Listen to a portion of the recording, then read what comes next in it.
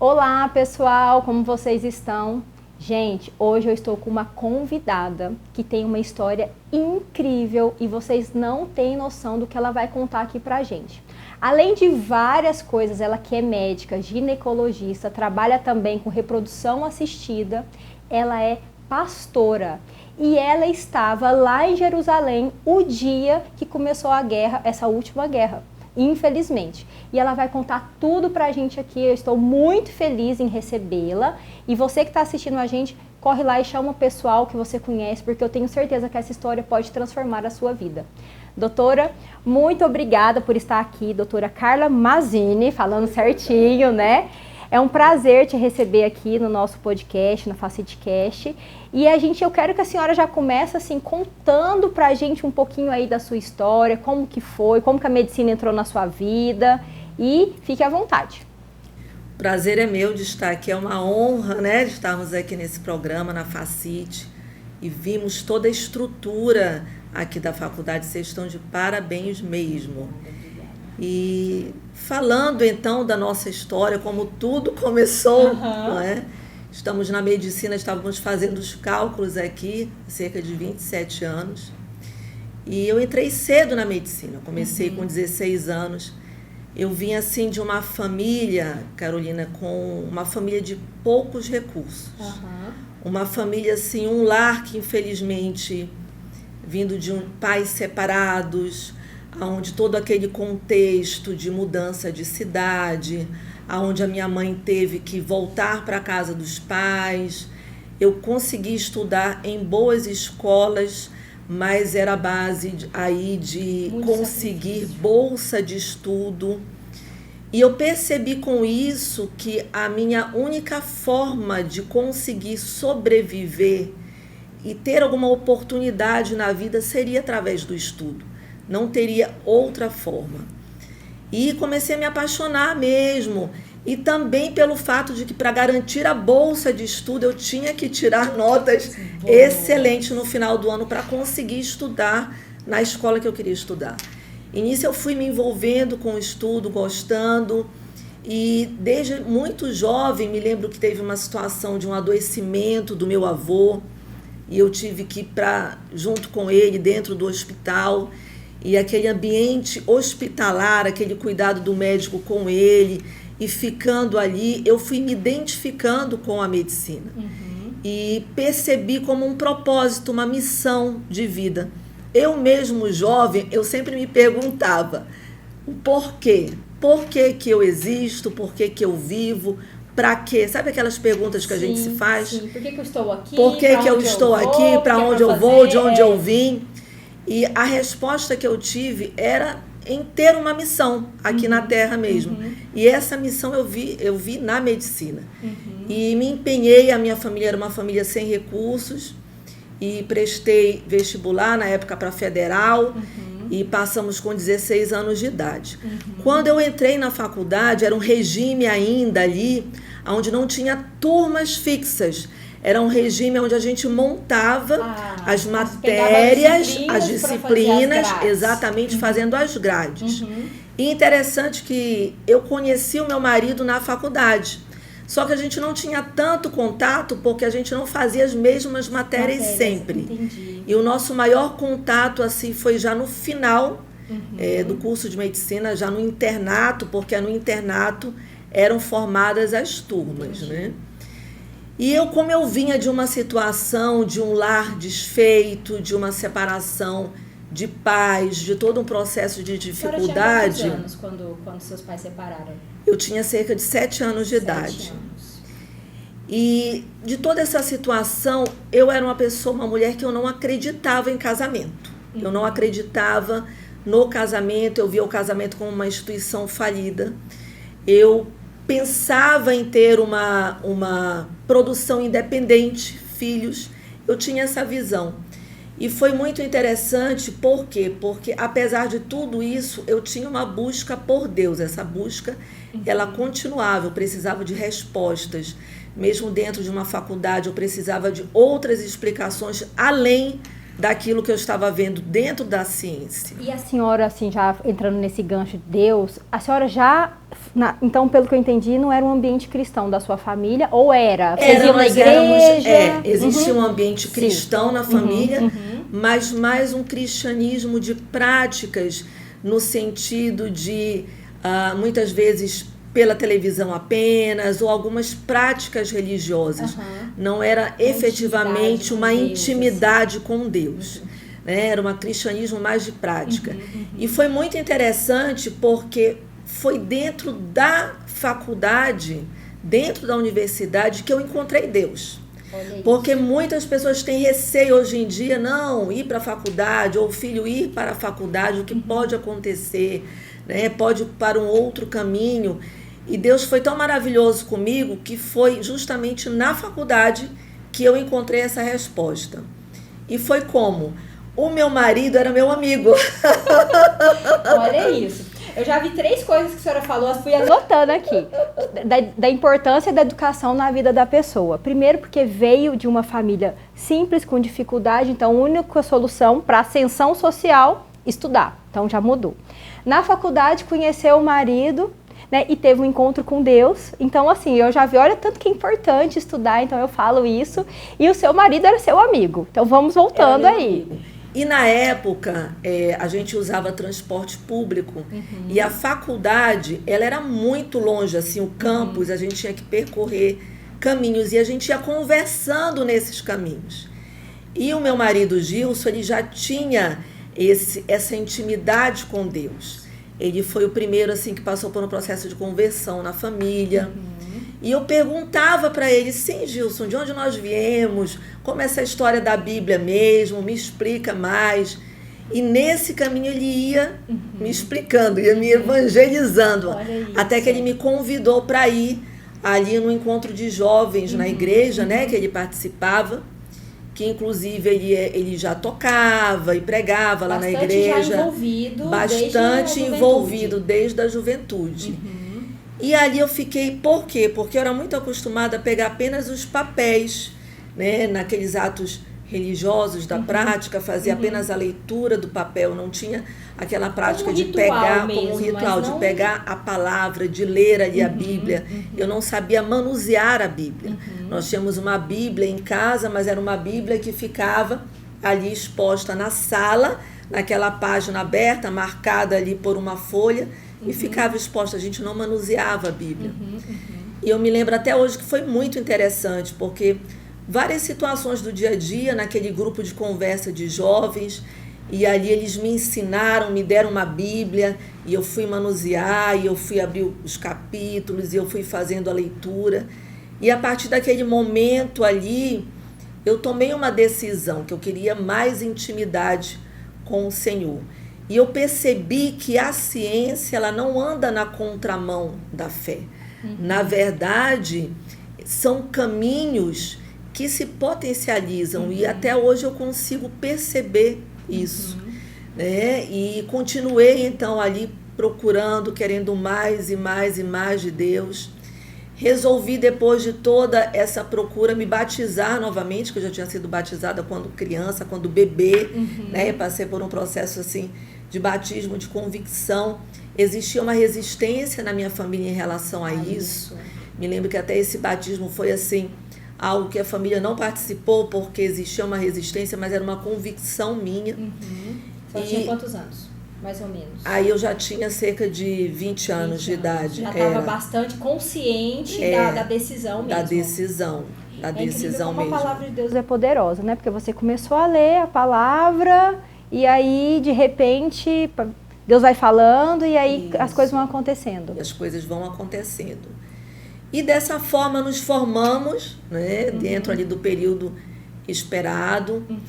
Eu entrei para a medicina e, apesar de que a gente sempre aconselha, olha, não escolhe logo o que você quer fazer no início, deixa para escolher no final, porque é bom que você tenha assim, a visão de várias áreas, né? Mas eu já entrei apaixonada pela ginecologia. Eu tive um problemazinho de saúde ali quando eu era mais jovem, tive um momento que a minha mãe me levou na ginecologista, e a partir daí eu comecei ainda adolescente, a me interessar, né, pelo sistema ali da mulher, o funcionamento. E isso me levou a querer fazer medicina. Então, eu já entrei para medicina porque eu queria fazer ginecologia. Já queria, entendi. Já queria. E ao passar pelas disciplinas, isso foi se fortalecendo em mim. Essa convicção também foi aumentando. Então, finalizamos ali os 6 anos de medicina e fomos fazer, então, a prova para residência médica. Que é outra prova de fé. Que é uma outra prova de fé, né? Bem concorrida. E como toda a minha família paterna é do Rio de Janeiro, apesar daquela dúvida e tal, São Paulo, Rio, eu decidi fazer no Rio para ter essa oportunidade também, além de ter bons hospitais no Rio de Janeiro, de ter esse contato com a família paterna toda, certo. Inclusive meu pai, que morava ainda lá no Rio de Janeiro. E nesse momento foi quando então a gente percebeu que não era só amizade, que era amor. Então eu e meu marido ficamos noivos nesse momento. Só que aí o que foi que aconteceu? Fizemos a prova para residência no Rio, ambos passamos. Eu fui para o Rio, só que ele foi chamado para servir na Marinha em Manaus, para fazer o atendimento àquela população ribeirinha toda, lá em Manaus. E também foi uma prova de fé, uma prova de amor e de convicção do que a gente ia realmente querer para a nossa vida, porque nós ficamos 1 ano separados. E naquela época, internet... Nada, era telefone carta. Caríssimo. Era carta ainda, né? Até hoje, carta, telefone celular praticamente não existia. E como ele ficava muito tempo na população ribeirinha, poucas vezes o Carlos Chagas, o navio, ele aportava. Então, só quando chegava no porto que a gente conseguia se comunicar. E eu me lembro que durante esse 1 ano, nós nos encontramos presencialmente uma vez. Tudo era por carta. Na época, não reservavam a vaga da prova de residência, ele teve que fazer novamente a prova de residência dele. Aí passou, aí ele foi morar no Rio de Janeiro. Aí com isso fizemos os nossos 3 anos de residência lá. Nos casamos no Rio. Depois de casados, então, eu engravidei do Lucas, que é meu primogênito. O Lucas nasceu no Rio de Janeiro. Mas o meu marido é daqui da região, né? Aqui da região chamada Barraria. A Barraria. A Barraria. Olha só, não sabia. Ele é da região tem vários médicos aqui da região da Barraria. Verdade. E ele sempre com aquela paixão de querer voltar, né, para cá, para o Tocantins. E dessa forma nós viemos para cá. Terminamos a residência médica e viemos para cá. Lucas ia fazer 1 ano de idade. E começamos então a trabalhar em vários hospitais aqui. Trabalhamos como professores também, né? E dessa forma dando plantões, trabalhamos em clínica. E depois de alguns anos veio ao nosso coração esse sonho. Nós acreditamos realmente que os sonhos que vêm ao nosso coração são sonhos que o Senhor coloca no nosso coração. Um sonho de fazer uma clínica voltado especificamente só para a mulher. Para a mulher em todas as suas fases, mas também que apoiasse aí o casal nessa tentativa de consolidar o sonho de ter a sua geração. E dessa forma houve essa permissão, recebemos assim palavras de Deus mesmo. Sabe que quando você vai numa oração, chega o homem de Deus e fala assim: estende a tua mão que Deus está te dando uma chave, e essa chave é algo que mesmo aparentemente aos olhos humanos seja difícil, Deus vai estar dando toda a provisão, porque quando Deus dá a direção, Ele dá a provisão. Deus deu a direção para a sua vida, Deus vai dar a provisão. Basta você acreditar nisso. Sabe uma coisa que eu vendo a senhora falar assim, não sei se vocês observaram isso, vocês que estão assistindo, mas, por exemplo, a senhora não acreditava no casamento. De repente, olha como que Deus foi trabalhando isso tudo, que hoje a senhora trabalha para fortalecer o casamento, né? Você une o seu trabalho como médica para contribuir na vida das pessoas, e tem sido bênção aqui na vida das pessoas da nossa região. E eu vejo muita gente vindo de fora para tratar com a senhora, com o seu esposo, né? Eu já vi gente aí, ó, do Pará, Maranhão, que vem só para tratar com a senhora. Exatamente em busca da realização desse sonho, né? De deixar o seu legado, né? Porque a família é um legado. Então, olha como Deus vem trabalhando assim, o poder da família, né? Como você tem contribuído. Uma pessoa que não acreditava nem na família, tinha dúvida de onde vir, para onde vai, né? E aí, como que Deus foi afunilando isso e como que é você trabalhar em cima do propósito, né? Porque muitas pessoas perguntam para a gente, muitas mesmo, quase todas, mas como que eu sei o meu propósito? Como que eu sei, como que Deus vai falar comigo? E eu também tinha essa dúvida durante muitos anos, viu? Eu demorei para descobrir, assim, é um processo. Mas já, né, aproveitando a sua presença aqui como médica e como pastora, porque muitas pessoas perguntam, como que as pessoas podem descobrir o propósito, saber se aquele trabalho é o propósito de Deus para mim? Se a senhora já puder falar para a gente um pouquinho disso, porque pelo que eu entendi, você trabalha centrada no propósito de Deus para sua vida. Sim. E aí, fruto disso, veio a clínica, veio a igreja e veio várias vidas que são transformadas e abençoadas através da sua, que isso é incontável. Puder contar pra gente um pouquinho aí de como que é isso, esse propósito, como que as pessoas descobrem, como que faz. Sim. E já entrando nesse propósito, antes eu só queria assim ressaltar o que foi que fez essa mudança, né? De pensamento. E a palavra nos fala mesmo isso, que nós devemos ter essa metanoia, essa mudança de mente. A partir dessa mudança de mente é que as coisas começam a acontecer nas nossas vidas mesmo. E algo que mais me chamou a atenção, e por que eu escolhi o Gilson como meu marido? Eu poderia ter escolhido outros atributos em outras pessoas, mas foi o caráter dele. Então foi o caráter que eu via, a forma como ele agia e a procura dele pelo Senhor, que foi com que eu visse que era possível sim acreditar no homem, né? Que existiam homens sim de caráter, que existiam homens sim com uma procura verdadeira por Deus, homens sim de confiança e homens sim que acreditam na família e que querem se casar e constituir uma família, né? E dessa forma, então, nos casamos. E a questão do propósito, eu acredito, Carol, que tem muito a ver com o que te traz paz no coração. A palavra de Deus nos fala que para tudo na nossa vida, e até mesmo qualquer decisão que a gente tome, qualquer passo que a gente dê, a paz, ela tem que ser o nosso álibi. Se existe alguma coisa que você tem que fazer que está trazendo agitação no seu coração, que está fazendo com que você tenha dúvidas, né, que esteja te tirando o sono, que não está te trazendo paz, repense. Porque o que está alinhado no propósito de Deus traz paz ao nosso coração. Mesmo a gente não sabendo, mas como será que eu vou conseguir construir? Como será que eu vou conseguir um terreno para construir esse sonho? Mas eu estou recebendo uma palavra que o local é maior, mas eu não sei como eu vou conseguir esse local maior.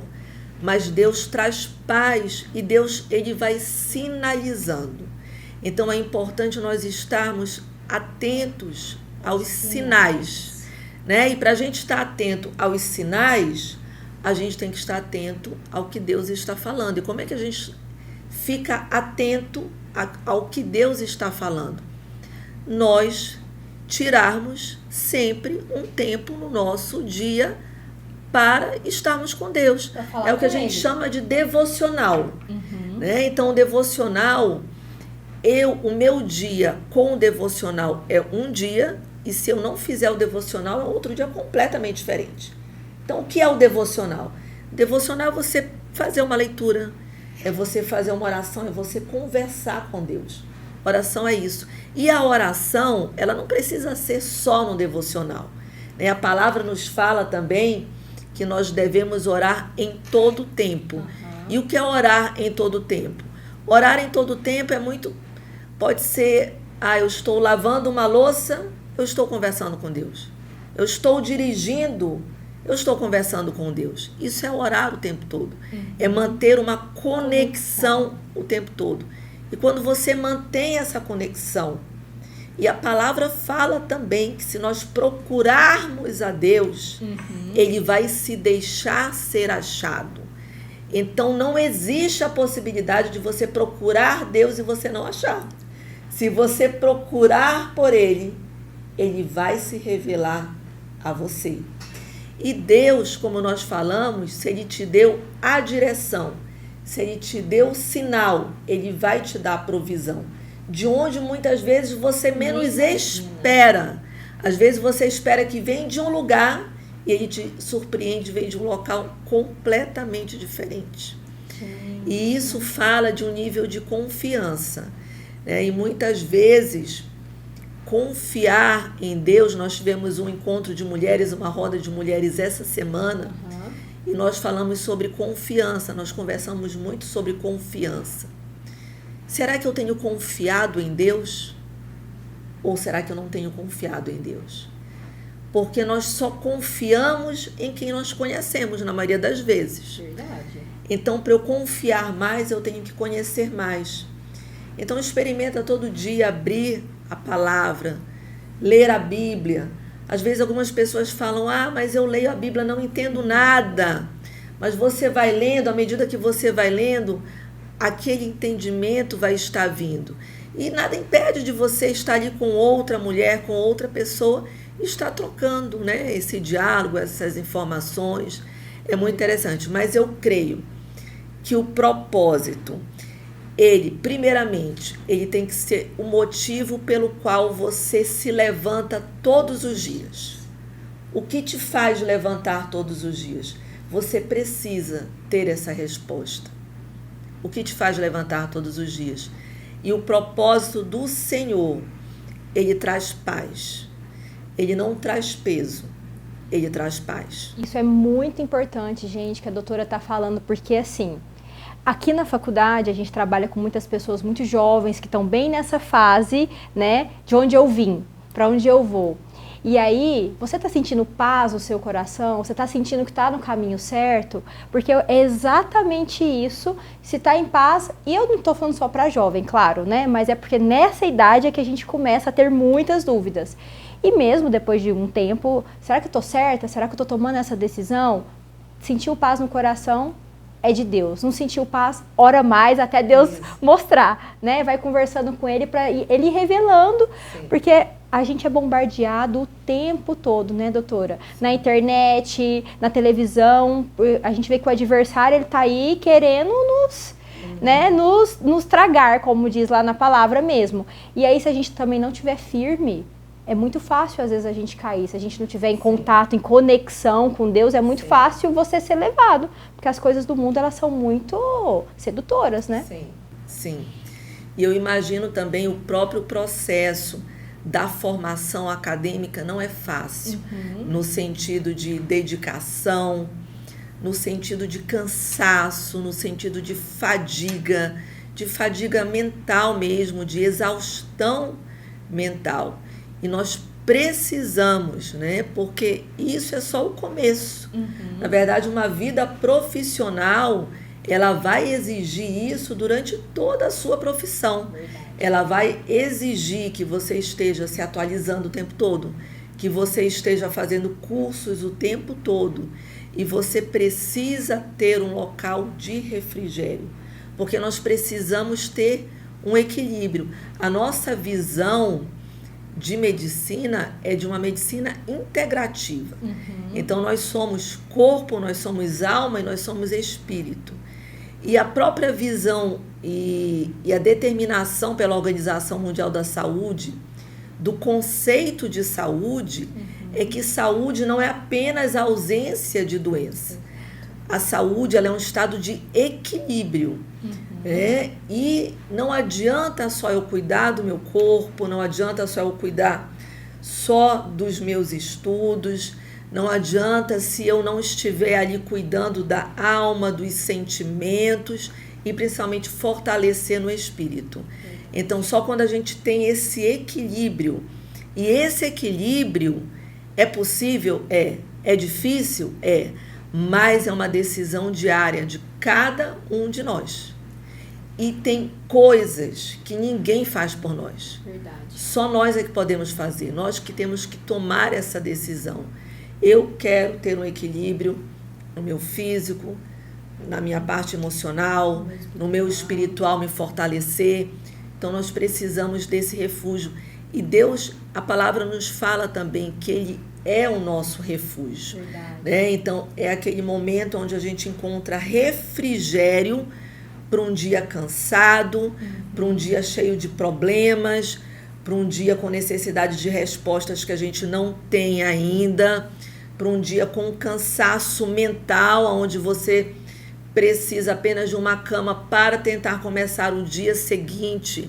É Deus que dá esse refrigério, porque o corpo pode até descansar, mas se o espírito não estiver fortalecido, como é que esse corpo vai continuar?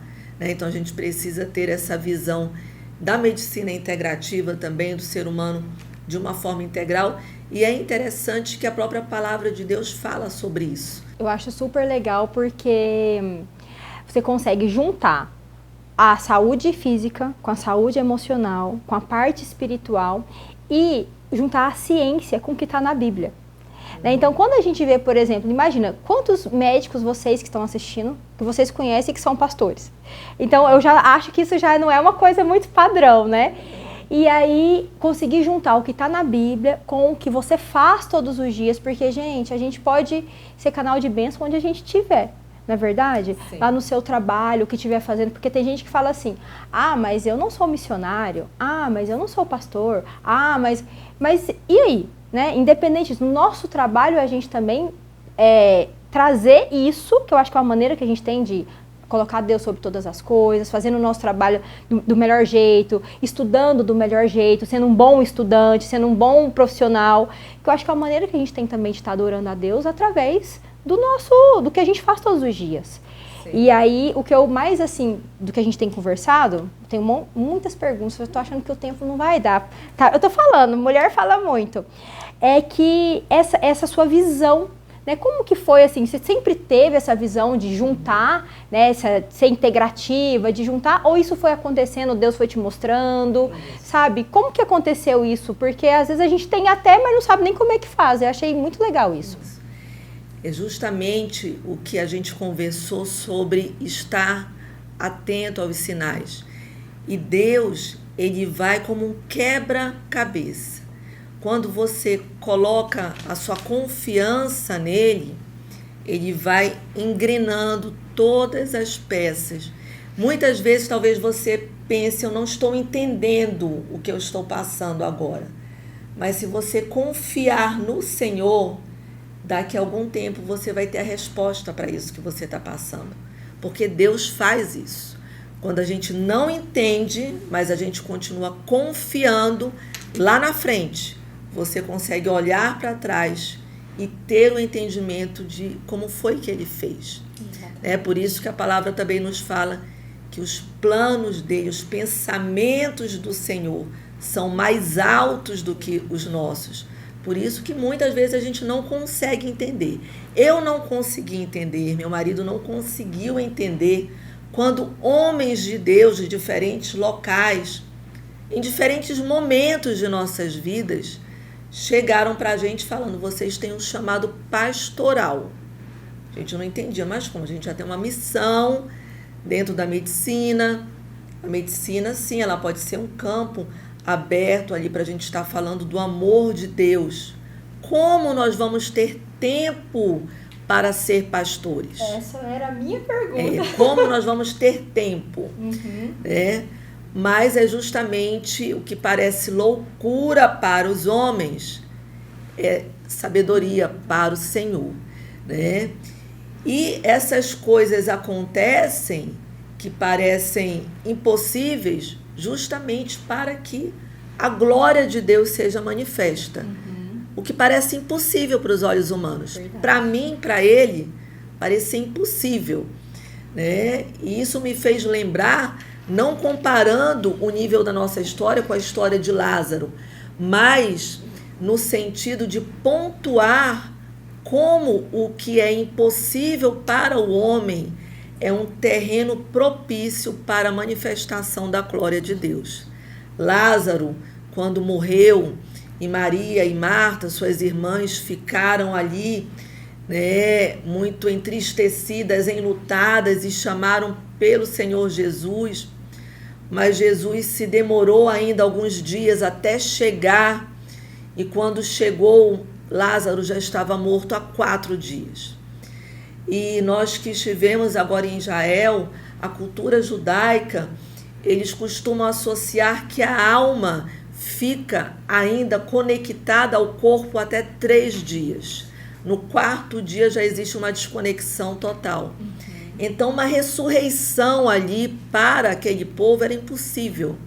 Nem a alma dele já não estaria mais no 4º dia. Até por isso que era impossível mesmo, né? Eu acho que foi Maria que falou, mas não, ele já cheira mal, ou foi Marta, não sei. Exatamente. Tipo, já não tem mais jeito, já passou os 3 dias, isso, né? E já tá, e aí... Isso. Mas Jesus é aquele que remove a pedra, né? E aí Jesus vai e lança uma palavra: tira a pedra do sepulcro. E ele chama Lázaro para fora do sepulcro, e Lázaro é ressurreto. Então, o que parece impossível aos olhos humanos, tem aquele que remove a pedra. Qual é a pedra que precisa ser removida da sua vida? Se você clamar por Jesus, não tenha dúvida que não existe impossíveis para ele. É algum sonho que está sepultado, ele pode remover essa pedra para que esse sonho volte de novo a vivificar. Então, para nós, assim, como a gente vai conseguir ter um tempo? Era impossível para os nossos olhos humanos. E Deus vai trazendo a provisão. A provisão através de pessoas que nos ajudam. A provisão através de direcionamento. A provisão através de respeitar o nosso próprio tempo e as nossas próprias limitações. Porque Deus é assim. Ele nos amou primeiro. Ele nos chama do jeito como nós estamos. Mas Ele sonda completamente o seu coração. Ele sonda o nosso coração. E Ele trabalha primeiro em nós, para depois trabalhar através de nós. Então foi todo um processo, né, onde nós podemos assim ver a graça e a misericórdia do Senhor sobre as nossas vidas. E hoje o Ministério Geração Santa, esse mês de novembro, completou 5 anos. Então a gente acredita que um novo ciclo também está começando no Ministério. Temos outros pastores auxiliares que nos ajudam e louvamos a Deus. Temos pessoas que estão conosco até hoje, que estavam desde o momento aonde nos reuníamos lá na nossa casa, na sala da nossa casa. Então, nós podemos, assim, ao olhar para trás, contemplar a bondade do Senhor, porque Deus é bom. Isso faz parte do caráter de Deus. Deus é bom e nada pode mudar a bondade do Senhor. É incrível, assim, olha, gente, que história. Eu tô assim, vocês estão vendo que eu não tô falando muito, né? Porque eu tô aqui, é um bálsamo pra gente, a história é um poço de sabedoria. E assim, é muito bom te ouvir, né? Por isso que Deus, eu acho que realmente te chamou para esse ministério, porque é muito... não sei se vocês conseguem sentir daí essa unção, sabe? É muito forte. E uma coisa que a senhora falou que chamou muito a minha atenção, que ele falou assim, que Deus, ele nos ama e ele nos chama como a gente está. Então, às vezes, a gente está no meio do pecado e às vezes a gente acha que a gente nem merece aquilo, ou às vezes a gente acha que Deus não ama a gente. Nossa, por que Deus deixou passar por isso? Porque, nossa, eu faço assim, eu faço assado, eu sou uma pessoa boa. Ou às vezes acha assim, eu já estou todo lascado mesmo, usando o termo aqui, né, do povo. Eu já não presto para nada mesmo. E aí, o que a senhora falou para mim foi muito forte, porque, olha, falou que Deus chama a gente do jeito que a gente está. quebrado, estraçalhado, machucado, pecador, porque todos nós somos. Sim. E ele remove a pedra, faz um trabalho e transforma e faz milagres, não é isso? Sim, amém. Exatamente, exatamente. Do jeito que você está. Você não precisa, primeiro eu vou fazer isso para ir ao encontro de Deus. Ou eu tenho que deixar aquilo. Amém, se você conseguir deixar. Mas se estiver com dificuldade, segura na mão daquele que vai te ajudar e te libertar. Não deixa que isso seja desculpa para você se aproximar de Deus. Porque se algo ou alguém te fala que você não pode se aproximar de Deus, por alguma situação no seu passado, por exemplo, eu vou te falar que isso é uma mentira. A palavra de Deus nos fala que as nossas transgressões do passado, quando nós nos arrependemos, ele esquece. Esquece. Cai no mar do esquecimento.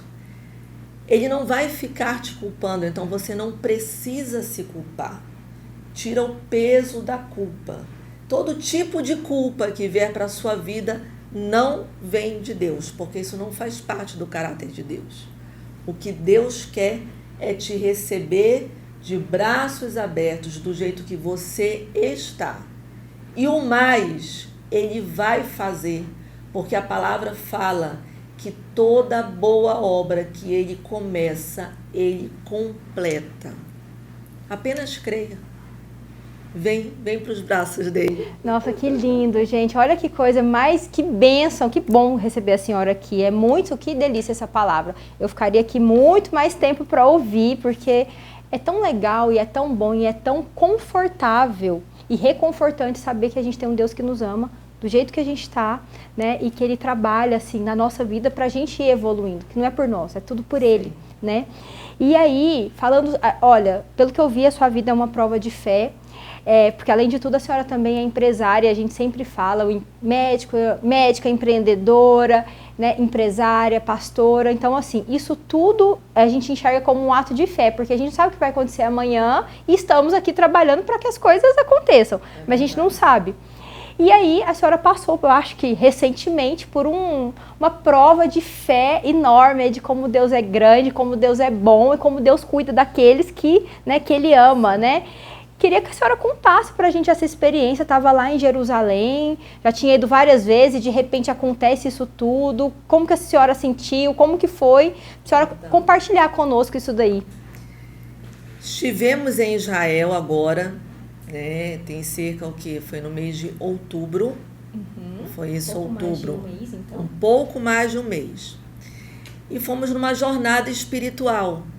Já tínhamos ido em Israel, essa foi a 4ª vez. Eu sempre me senti muito segura lá. E lá é um local muito especial, porque quanto mais você vê e caminha por Israel, mais você observa de história, mais você percebe que você tem mais a aprender. Nesse último momento que nós fomos agora, foi justamente quando eclodiu a guerra. Então, nós tínhamos ido numa caravana, só que essa caravana foi primeiro pelo Egito.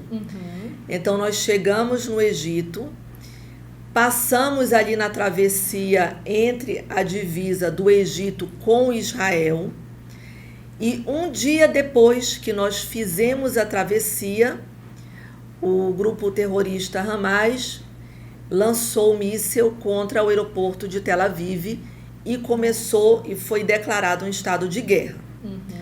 Quando nós entramos em Israel, nós atravessamos todo o país e fomos para a região da Galileia, onde iríamos começar todo o percurso da caravana. Região da Galileia, que foi justamente aonde o Senhor Jesus começou a operar ali os milagres dele. Quando nós nos deslocamos para Galileia e já tínhamos passado por Tel Aviv, lá ainda estava uma área onde nós sentíamos muita paz. Não tinha míssil, não tinha ataque, O ataque estava mais ali na faixa de Gaza, mais ali para a região do sul, né? E nós tínhamos passado por essa região. Então, conseguimos ainda visitar algumas áreas ali no estado de Israel. Porém, enquanto nós estávamos na Galileia, na região norte de Israel, faz fronteira com a Síria e o Líbano. E ali o outro grupo terrorista, né, o Hezbollah, decretou também que estava apoiando o Hamas. E a Síria e o Líbano começaram a se posicionar que ia começar a atacar Israel também. Dessa forma, nos deslocamos no sentido de Jerusalém. E quando nós chegamos em Jerusalém, começaram os ataques. Exatamente no dia que nós chegamos, começaram os ataques. Interessante, como eu lhe falei antes, Deus, ele sinaliza. Ele vai sinalizando. Nós temos, né, as nossas redes sociais que a gente utiliza também para falar da palavra de Deus. Quem não nos segue ainda, @DRA Carla Mazini, com K. Com K e o Mazini com Z, né? Com 2 Z's. A gente vai deixar aqui. E NI. E o Senhor, ele me trouxe uma reflexão que eu postei um dia antes. Eu tô arrepiada. Um dia antes eu postei, quando eu estava no Mar Vermelho. Ali olhando para o Mar Vermelho, nós estávamos no Egito, ficamos ali num hotel na beira do Mar Vermelho. O Senhor me trouxe uma reflexão de quando Moisés estava com o povo de Deus e precisava atravessar aquele mar, e o faraó, com toda a sua tropa, estava vindo na direção para atacar ali o povo de Deus. E o Senhor então fala para Moisés para que ele levantasse o seu cajado e a sua mão e ordenasse ao povo que marchasse e atravessasse o Mar Vermelho, que se eles se posicionassem, o mar estaria se abrindo para que eles pudessem passar a seco e a salvo. E eu comecei aquela reflexão perguntando assim: você já se sentiu encurralado alguma vez na vida? Era como o povo estava. Você já se sentiu sem saída alguma vez na vida? E quando aquilo começou a acontecer, aquelas explosões, o míssil, eu me lembrei dessa reflexão. Que tinha feito antes. Que o Senhor estava falando primeiramente comigo sobre aquilo que nós estávamos passando, porque foi a primeira vez na minha vida, efetivamente, que eu me senti encurralada, sem possibilidade nenhuma de saída. Não existia possibilidade de saída. O aeroporto de Tel Aviv estava interditado, fechado. Pelo norte, Síria e Líbano estavam ameaçando o ataque. E pelo sul, ali também, a fronteira com o Egito já estava fechada. Não estava recebendo ninguém mais, a gente viu assim na televisão. Estava fechado. Não estavam mais pousando aviões, todas as empresas aéreas cancelaram ali os voos. E eu falei: Senhor. E naquele momento ali, eu olhei ali para Jerusalém, orei, clamei ao Senhor. E quando você tem, eu não desejo isso para ninguém, você não precisa descobrir o seu propósito numa situação dessa. Mas quando nós estamos numa iminência de morte, e foi uma situação assim na minha vida, que eu passei onde eu senti a morte mais próxima, você tem claramente desnudado qual é o propósito, por que você vive. E naquele momento ali estava eu e meu marido, eu pensei: meus filhos vão ficar órfãos de pai e mãe. E me lembrei daquela palavra do Senhor: se posicione, marche, levanta a mão, levanta o cajado, haja. Naquele momento nós não tínhamos a notícia ainda que o governo ia enviar o avião da FAB. E o que mais nos preocupava também era a nossa família, que eles estavam assim, muito preocupados com as notícias que tinham e que muitas vezes a gente não tinha lá, porque lá acaba que é tudo em hebraico, nem tudo é em inglês. e não tínhamos tantas informações, existia a iminência da internet ser cortada também. E algo muito forte para mim foi a questão do bunker, né? Eu nunca tinha passado por um processo de guerra, de você ouvir a sirene tocando, você ter que se deslocar, estar sempre com uma mochila, ter que ir para o bunker. O bunker é um local isolado, que quando a sirene toca, significa que o míssil está caindo. Então, dentro da estrutura onde você está, é o único local que tem proteção ali nas paredes, que teoricamente pode suportar um ataque de míssil e você pode conseguir sobreviver junto com as outras pessoas. Geralmente é embaixo, assim, da terra, alguma coisa. Lá nos hotéis, como a gente estava no hotel, o bunker, ele era muito pequeno e ele ficava entre o lance de um degrau de uma escada de um andar e o início do degrau da escada do outro andar. Nossa. Para quem estava nos seus andares. No hall do hotel, aí ele sim ficava embaixo. Mas como não dá tempo para todo mundo descer nos hotéis grandes, aí acaba sendo em cada andar. Jerusalém estava fechada, não tinha possibilidade de comprar comida, o hotel não tinha como oferecer almoço, aí nos orientaram a estocar comida caso houvesse falta de comida, e não tínhamos previsão nenhuma de como nós iríamos sair daquela situação. E todo mundo ia pro bunker na hora que tocava? Todo mundo. Ficava todo mundo lá dentro, não tem janela, não tem porta, assim, tem porta, mas tem que ficar fechada, né, para fazer. Gente, imagina, literalmente encurralado. Com sempre. várias outras pessoas. E, tipo, tem espiritualmente falando, como pastora, a senhora também tem uma responsabilidade. Sim. Né?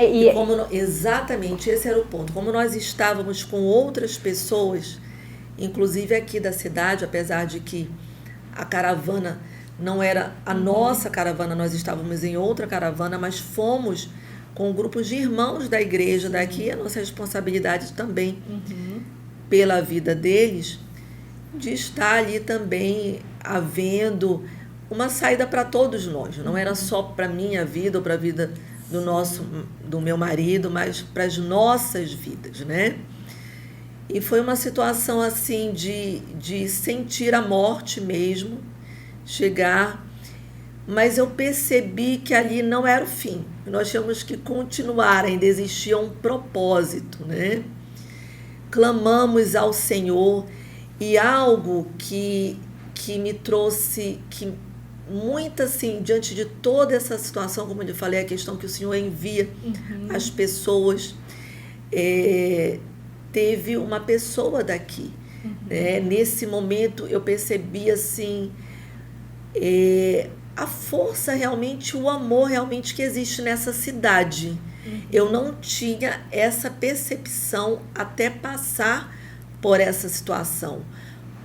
Como aqui na cidade de Araguaína, eu posso dizer sim que existe uma responsabilidade pelos seus cidadãos. Existe. Né? E houve então uma mensagem que eu recebi.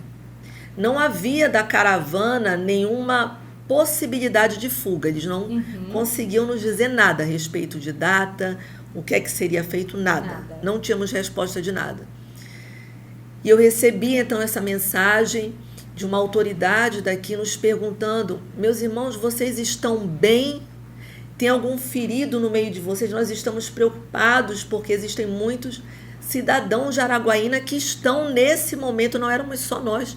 E aí nós ficamos sabendo naquele momento que tinham várias outras pessoas que estavam lá. E naquele momento ali eu falei: não temos feridos, mas não sabemos como fazer para sair daqui. E aí foi quando nós tivemos uma sinalização. Falou: olha, tem um grupo aqui de Araguaína que, na verdade, vai ter o avião da FAB, do governo brasileiro, que vai ser enviado. E vocês vão ter que entrar em contato com os diplomatas aí do Brasil que estão em Israel, passar o nome de todos para que vocês possam dizer que precisam ser repatriados, porque o processo de repatriação é justamente quem está em viagem em outro local e precisa voltar para onde mora. Nós moramos no Brasil, não é? E dessa forma tivemos essa orientação. E através dessa orientação entramos em contato com a Embaixada Brasileira e, para a honra e glória do Senhor, conseguimos não só os nossos nomes das pessoas que estavam conosco, todos nós voltamos no primeiro avião da FAB, que foi uma bênção também, porque, na verdade, o tempo lá numa cidade bombardeada, cada minuto mexe muito com o nosso, né, com o nosso emocional, com o nosso psicológico. Você praticamente não consegue dormir, porque você tem que estar atento se a sirene vai tocar, você tem que estar com a tua mochila ali, o banho tem que ser muito rápido, porque se a sirene tocar enquanto você estiver tomando banho, você tem que sair de lá, e você só tem 10 minutos para chegar no bunker, né? Então tem todas as orientações nesse sentido. Vocês chegavam a ouvir os mísseis? Ou não chegou a...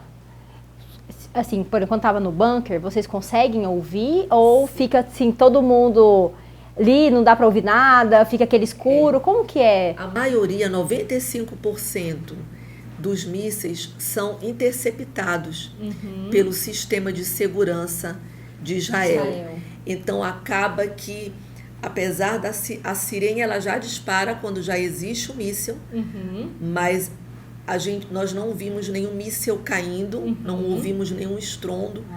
Todos os mísseis que estavam lá, no momento que a gente estava lá, foram interceptados pelo sistema de segurança de defesa de Israel. Nossa, incrível isso, hein? Que história, gente. Eu tô arrepiada aqui, ó. Falando, tô segurando para não chorar, porque a gente vê assim o cuidado de Deus. Sim, o zelo do Senhor. E assim, a gente estava aqui orando muito, assim, quando a gente viu, né? E eu acordei logo cedo no meu devocional.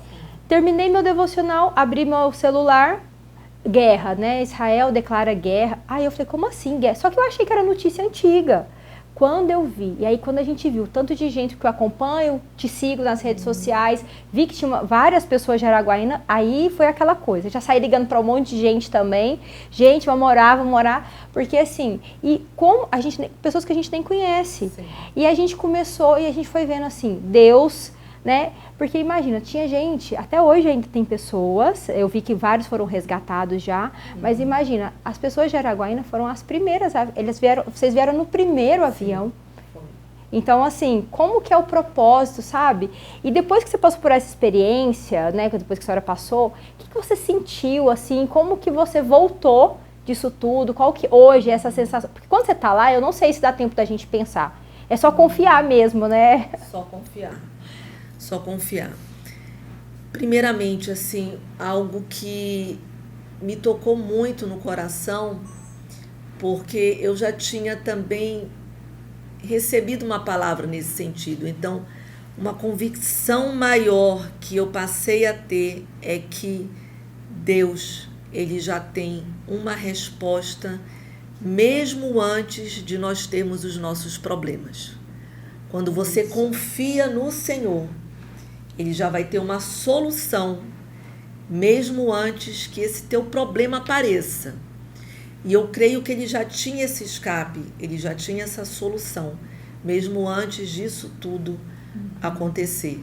E a gente tem que continuar crendo que tudo está no controle total dele, toda a situação está no controle total dele. Tivemos uma oportunidade de viver uma situação onde não poderíamos fazer nada pela força do nosso braço. Só na dependência total e completa do Senhor.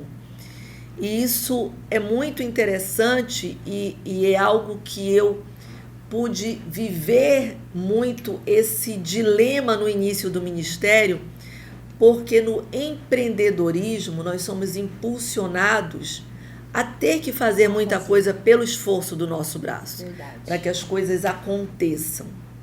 Já quando nós vamos para o lado da fé, a gente tem que ter a consciência de que sim, nós temos que continuar a fazer o que nós precisamos fazer, nós não podemos ser omissos, nós temos em tudo que o Senhor entrega nas nossas mãos, fazer com zelo e excelência. É assim que nós temos que agir, eu creio, dessa forma. Mas existem situações que não dependem de nós. E nessas situações, nós temos que continuar colocando a nossa cabeça no travesseiro e descansar em Deus. Descansar em Deus não é se acomodar, descansar em Deus não é se omitir, descansar em Deus não é preguiça, descansar em Deus é aquietar o coração e ter a humildade de saber que nem tudo eu posso resolver, mas que eu pertenço àquele que resolve tudo. E o meu coração precisa ser aquietado. Então, naquela situação ali, nós tivemos que aquietar o nosso coração.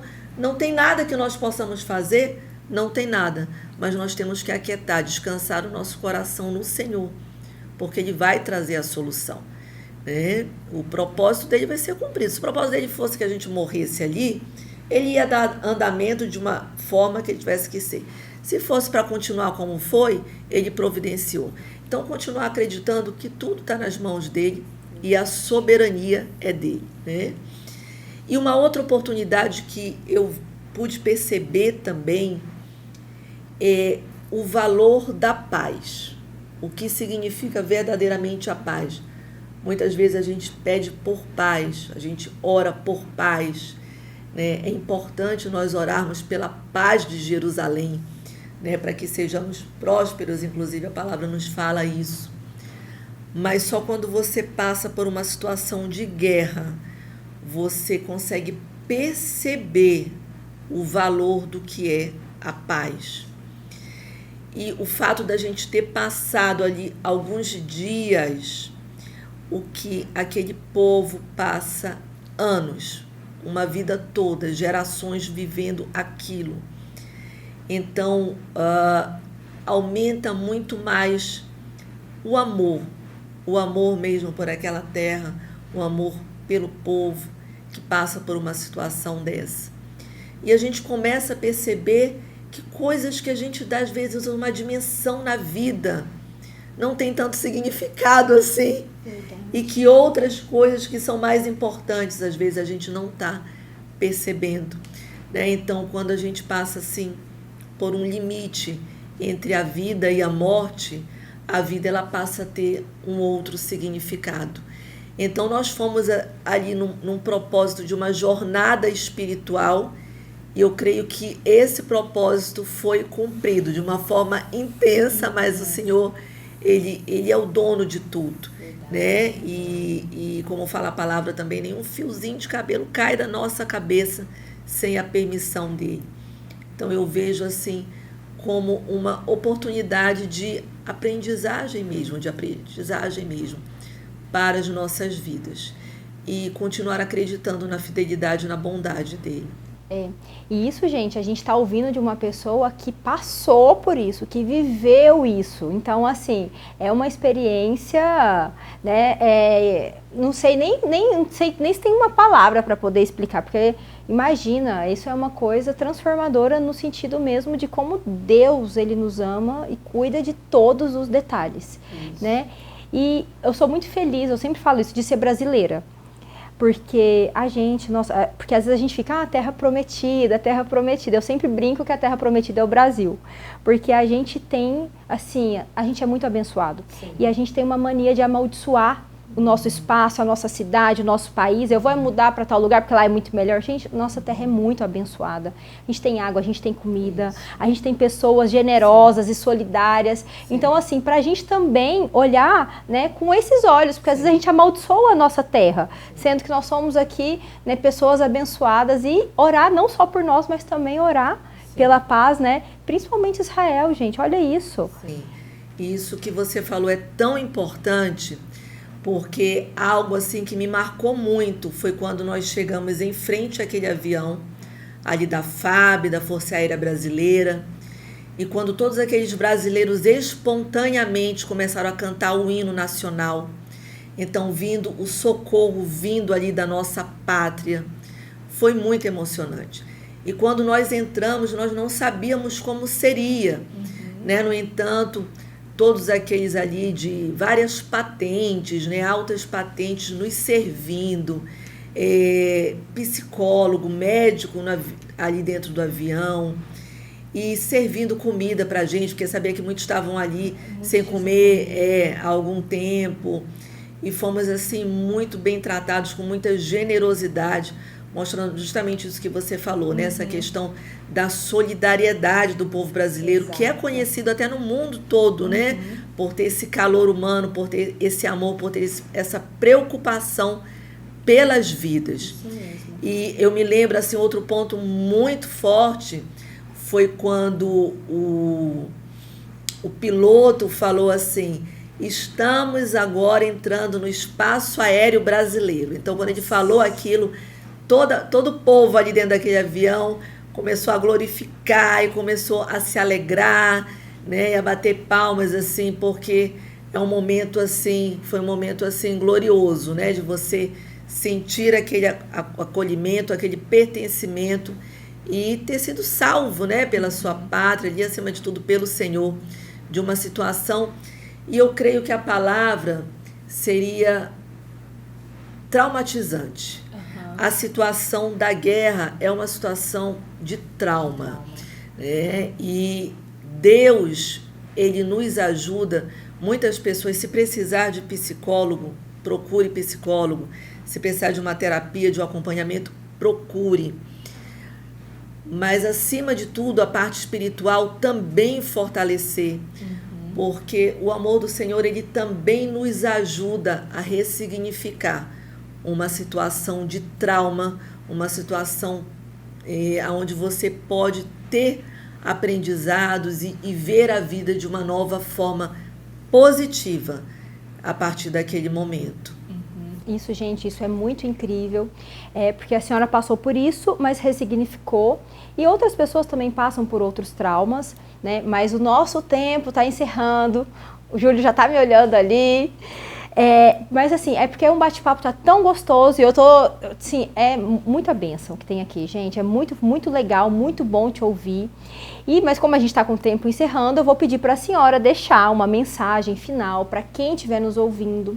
E você que está aí nos assistindo, se tiver alguma dúvida, qualquer comentário, pode deixar e de repente a gente já marca uma outra vez, né, em cima do que as pessoas tiverem de mais curiosidade ou querem saber mais, mas deixar uma mensagem final para o pessoal que está assistindo a gente, né, de tudo que a senhora tem vivido e aproveitar nessa mensagem, né, já fazer o gancho da importância que a educação teve na sua vida, se a senhora acha importante estudar, se não acha, que daí a gente já faz uma mensagem compilando tudo, tanto a educação e como uma mensagem para quem estiver ouvindo.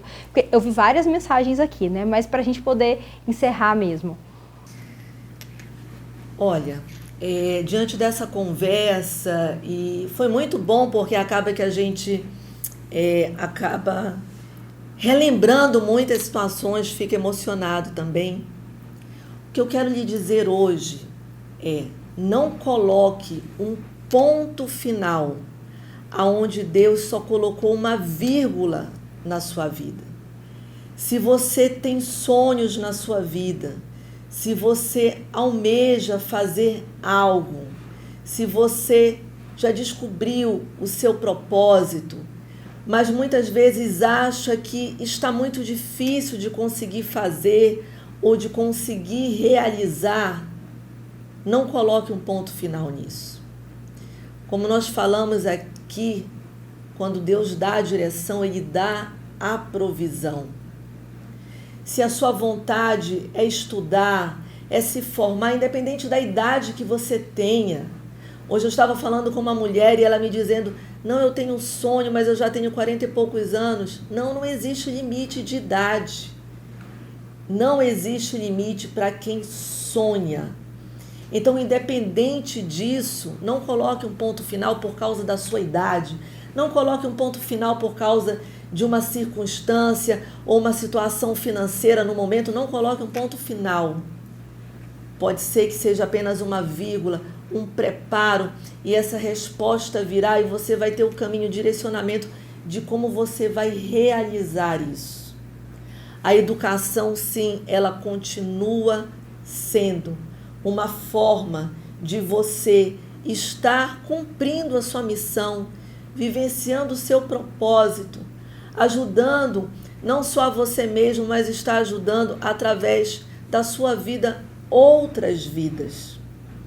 Como eu narrei aqui, foi através de uma faculdade, aonde eu pude encontrar o meu propósito de vida, apesar de uma situação de vida completamente adversa, de circunstâncias difíceis. Não desista. Continue acreditando nos seus sonhos. Continua confiando, porque eu acredito que o seu sonho vai se realizar na sua vida. Não desista. Amém. Que palavra, hein? Olha, que ânimo, que motivação. Muito obrigada, doutora, quero te agradecer. Nós vamos deixar aqui as redes sociais da doutora, pastora, não sei como que a gente chama, para vocês seguirem, porque essa mensagem, ela sempre compartilha lá com a gente e é um bálsamo mesmo para as nossas vidas, né? Acalma o nosso coração, porque a palavra de Deus, ela é exatamente isso. Então, quero te agradecer por esse momento. E você não deixe de convidar os seus colegas, seus familiares e as pessoas que você conhece para assistir essa mensagem que foi poderosa. E como eu disse no início, né? Pode transformar a sua vida, agora eu tenho certeza, vai transformar a sua vida. Então, muito obrigada, viu, doutora? Eu que agradeço por essa oportunidade e que Deus continue abençoando esse trabalho, continue abençoando essa faculdade. Amém. Que tem sido agente de transformação na vida de tantas pessoas e vai continuar sendo. Deus continue abençoando vocês. Amém. E obrigada pela oportunidade. Obrigada, eu que agradeço. Valeu!